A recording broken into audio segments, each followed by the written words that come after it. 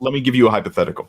Um, you come across a man who has Hang on. Before we move yes, on, no, this is important. This is relates exactly to what you're talking about, because this is where you're it's not reasonable. You're not being reasonable.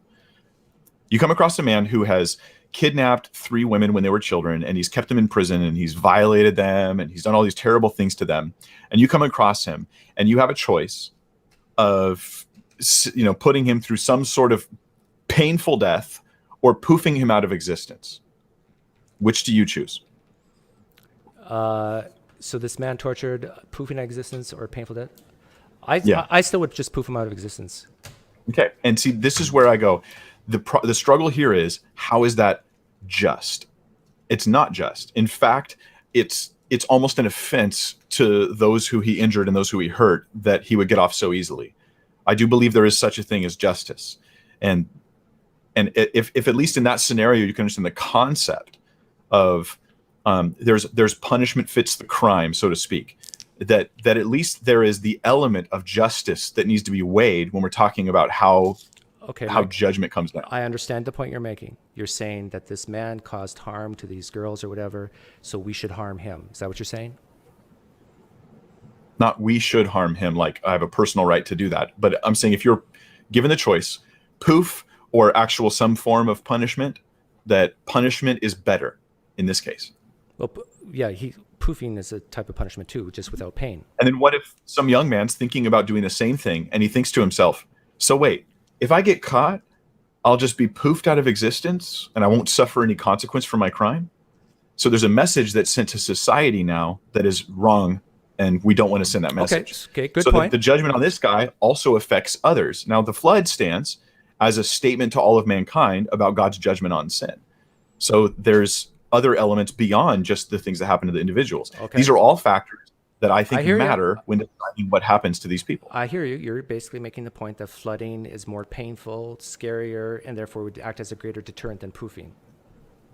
No, what you're doing now is you're ignoring my actual main point about justice and right and wrong, and you're just restating what I've said in a completely different way. What have I misrepresented? What did I don't know what I said. Doug, come on, man. This is like I know you understood me. I think Yes. you're just playing a game. No, you're saying it was a deterrent. Punishment. Right? You're ignoring about 2/3 of what I said, focusing on one aspect of it and acting like that's the whole thing. I can't repeat all 3 minutes of what you said. Okay, so there's the wickedness of the people, there's the issue of justice, and there's the issue of what happens to these people, what that says about justice and about judgment to others who hear about it. Okay.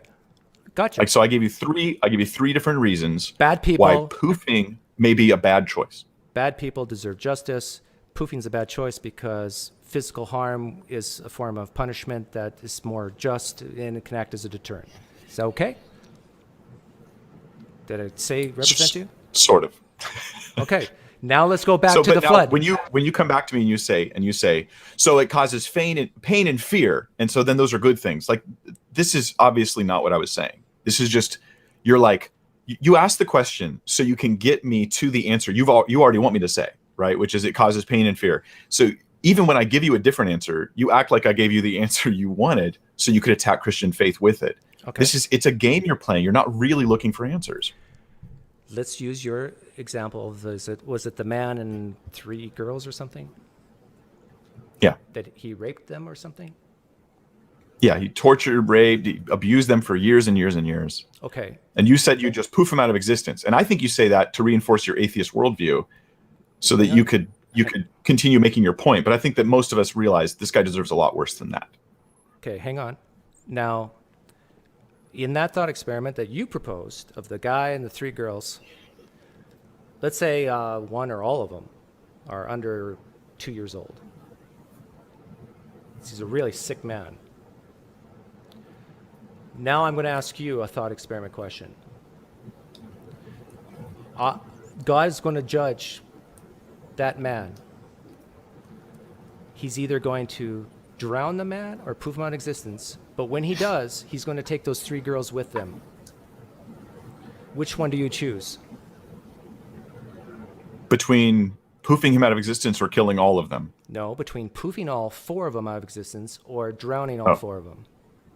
Yeah. I probably pick poofing all 4 of them. And I see the parallel you're making. I see the parallel you're making to the flood. I'm answering honestly, though. Given that option, that's what I would choose. Okay, why didn't you choose it when I asked you the first time? Because weren't there... Because it didn't... Because when you, like, restate your question for me. Make me understand you here.